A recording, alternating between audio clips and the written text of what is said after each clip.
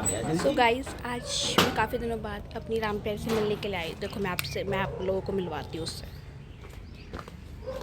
तो एक second. Hello. तो मिलते हैं आपसे थोड़ी देर बाद प्रैक्टिस करने के बाद। बाय। तो मैंने ये अपना मैट बिछा दिया था। यहाँ पे मैं रेडी हो गई थी अपनी योगा प्रैक्टिस के लिए। काफ़ी टाइम बाद मैं आज योगा प्रैक्टिस कर रही थी।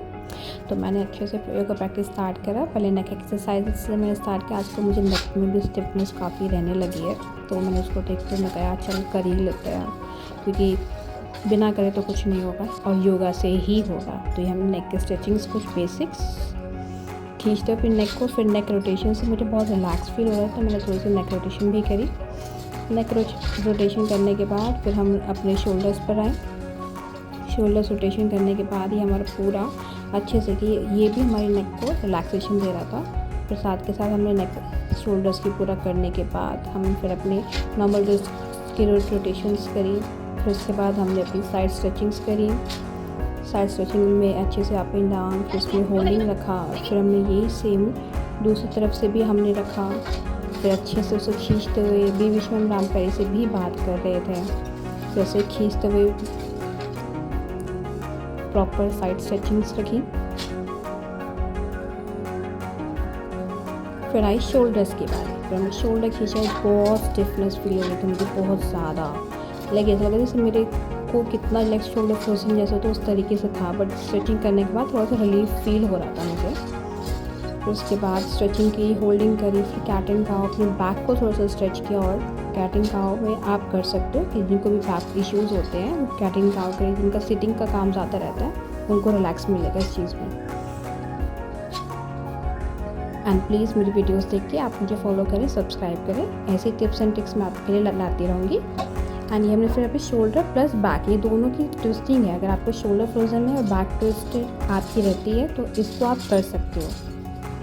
इसमें फिर आप होल्ड कीजिए, जितना खींच सकते हैं, आपको बहुत रिलैक्स फील होगा इस चीज़ में। फिर यही हम दूसरी साइड से भी रखेंगे।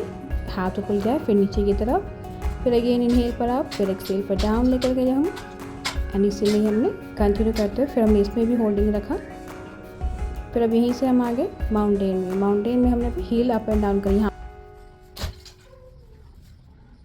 माउंटेन में हील अप एंड डाउन करें, क्योंकि जिनको भी वेरिकोवेन्स होता है उनके लिए बहुत अच्छी एक्सरसाइजेस है। आपकी काफ में जितने भी ब्लड क्लॉट्स होते हैं उनको रिमूव करने में बहुत हेल्प करता है। प्लस आपके शोल्डर्स की स्ट्रेचिंग बहुत करता है। इसको आप होल्डिंग रख सकते हैं जितनी देर आप इसमें कंफर्टेबल हो जाएं। फिर इसे नॉर्मल ब्रीथ रखने के बाद फिर हम यहीं से बुझाएं। जिनको बैक में स्टिफनेस होती है ये उसके लिए बहुत अच्छा है, लेकिन आपकी बैक को इंस्टेंट रिलीफ देता है बहुत ज़्यादा। इसकी भी आप सेम जितने रिपीटेशंस आप कर सकते हो आपने करने हैं, बट अपनी बॉडी के अकॉर्डिंग आप देखते हुए, ठीक है। एकदम ही आपने ज़्यादा नहीं खींचना है, बहुत आराम से। फिर इसकी रिपीटेशंस करने के बाद आप इसमें होल्डिंग रखिए। एल्बो बेंड जितना आप करेंगे, पेल्विक को टच रखेंगे, बैक उतना, लोअर बैक आपकी रिलैक्स होगी इसमें। फिर अगेन माउंटेन में आप होल्ड करेंगे बैक को रिलैक्स करने के लिए।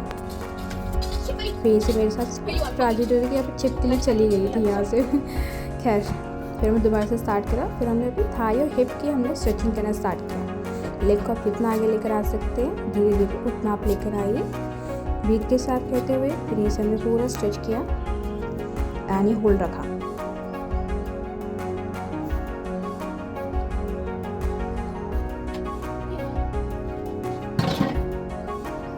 यहीं से पापा ने मेरा फ़ोन भी गिरा दिया था। खैर कोई नहीं, वो गलती से गिर गया था उनसे। फिर हमने दोबारा से स्टार्ट किया।